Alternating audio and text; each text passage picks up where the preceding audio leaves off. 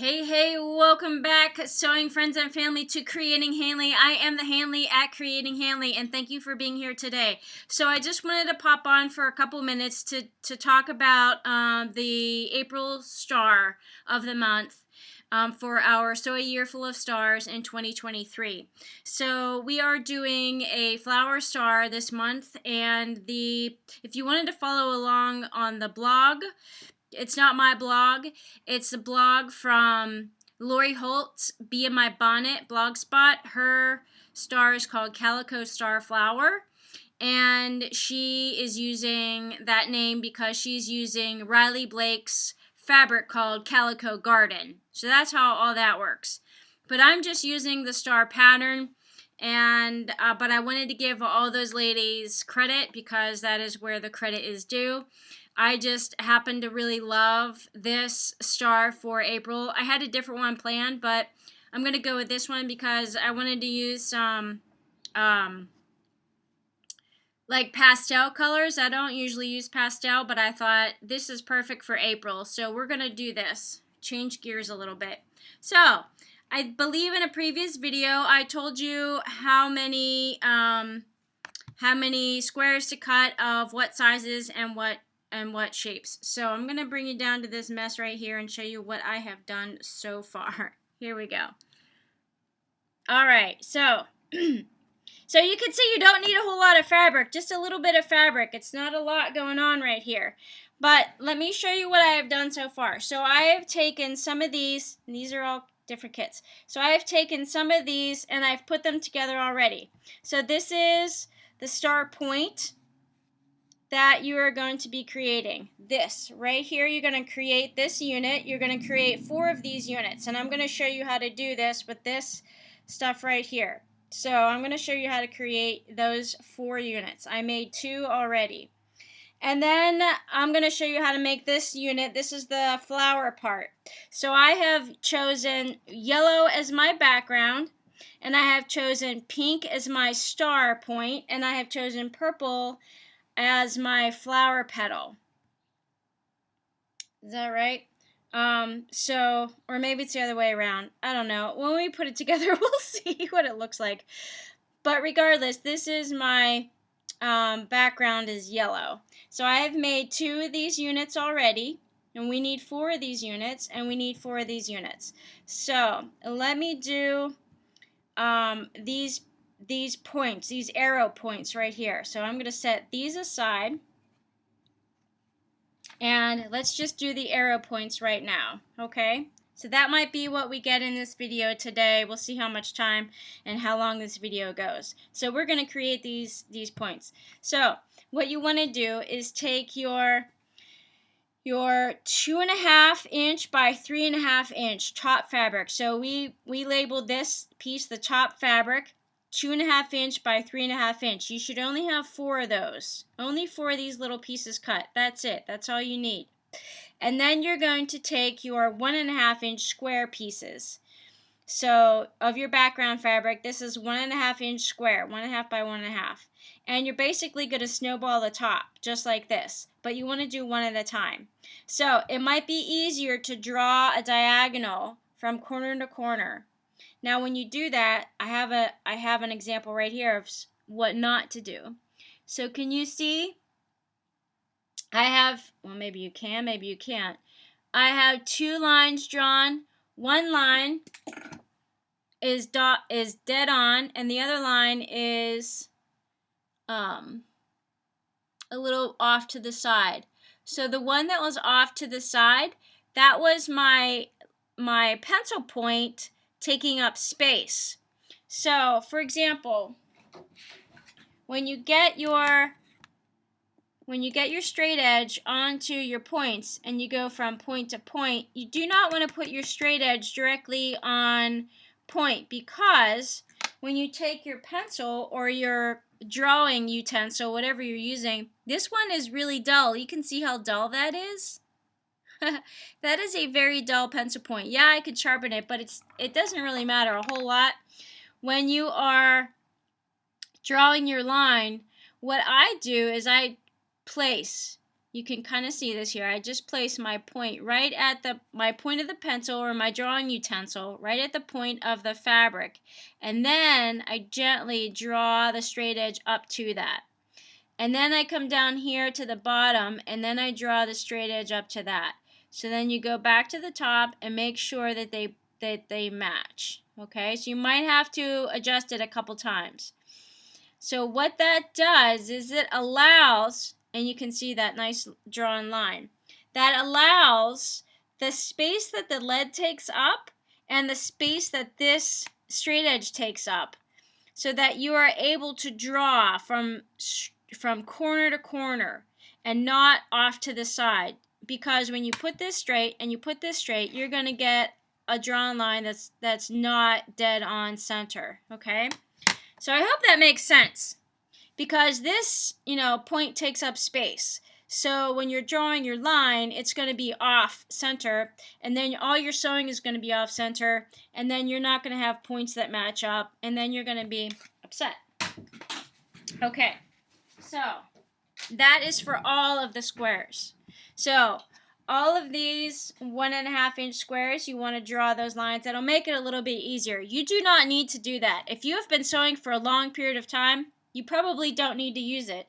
You can just use your, if you have diagonal tape, you can use your diagonal tape. If you have, an extra,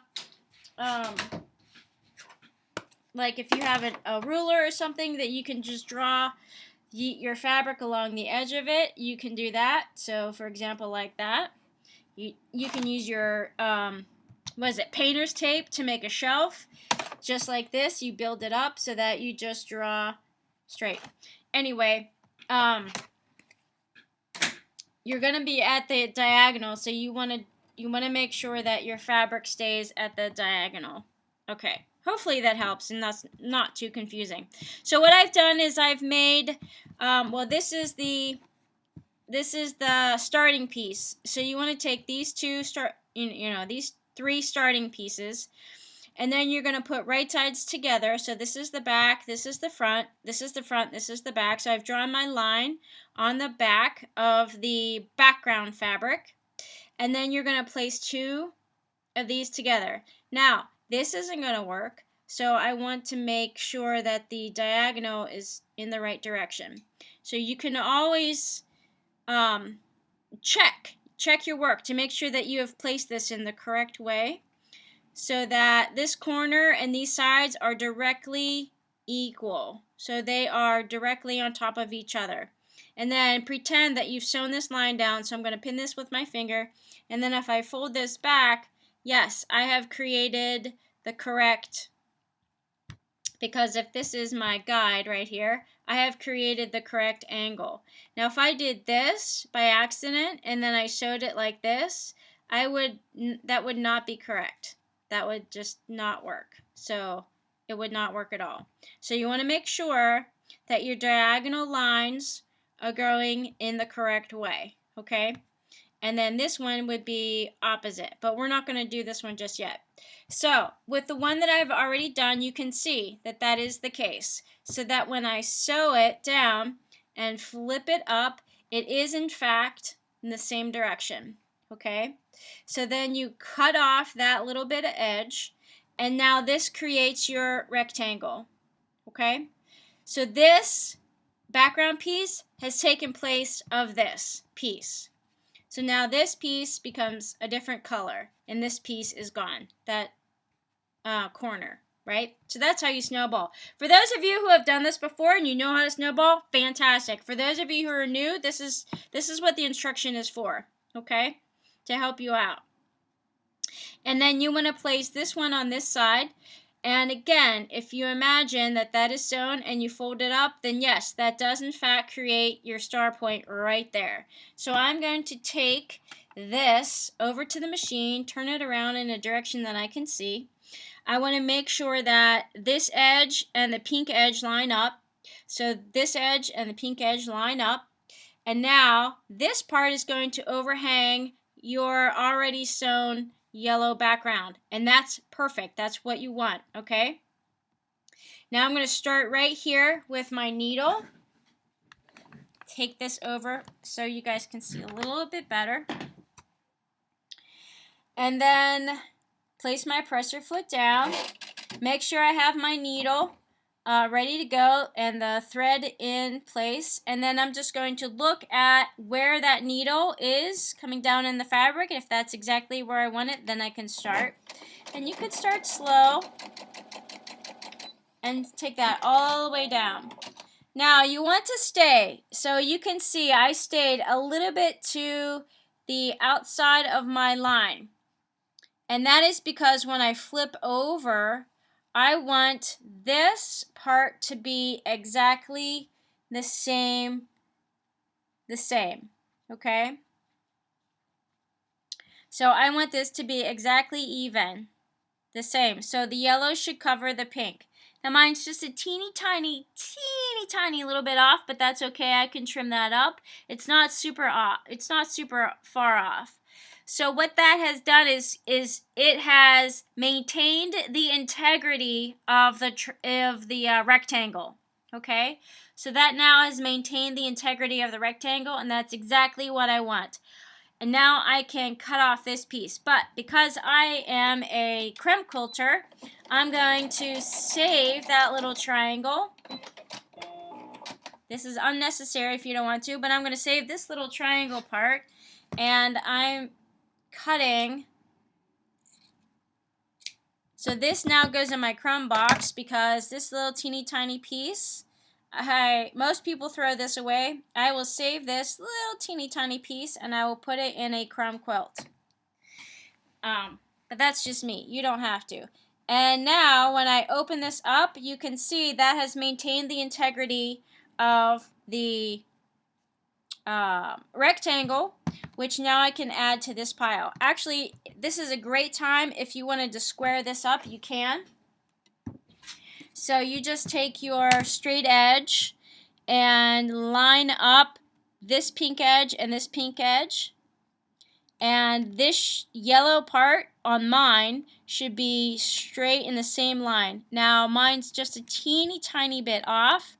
So what I would do is I'd take my rotary blade and trim that, but it's only just a couple threads. So I'm not going to worry about that too much. And then this line should be the same too. This side line should be the same, straight edge. And then if I'm lining up the bottom of my rectangle and the side of my rectangle, everything should be square. And then if it's not, you just take your rotary blade and just trim it. Mine's pretty good. I just had like a fiber here, just a little thread that actually just kind of came off. And so I'm good to go with this one. I'm going to add this to the pile of my other two. So now I have 3 points made. I'm going to do the fourth one right here. So again, you want to make sure that you align, right sides together. Align both these edges up and pretend that that's sewn and make sure that you have that going in the correct direction. And I do. And then I'm going to start on this side and sew just to the outside of that line, just a little bit, so that your angle will be correct. Alright, now let me show you here. So you can see I'd sew just to the outside. Hopefully you can see that if that's clear. I sewed just to the outside. And I know the fabric is a light fabric and the thread is a very light thread too. So it's probably difficult to see. I probably could have used a black thread and that would have been easier for you to see. I do apologize about that. So you can, if you can see where I drew the pencil line and then where my stitch line is, just a little bit to the edge of that. And so that when I fold it over, this part covers the back. So you can see it totally covers the back. And then if I flip it over, the back is definitely covered. Okay, now I have a little bit sticking out here and here, and that's just a teeny tiny bit, and when I trim, I will trim that off, and it still maintains the integrity of the triangle. And then I have one more triangle to put on here, and what happened to it?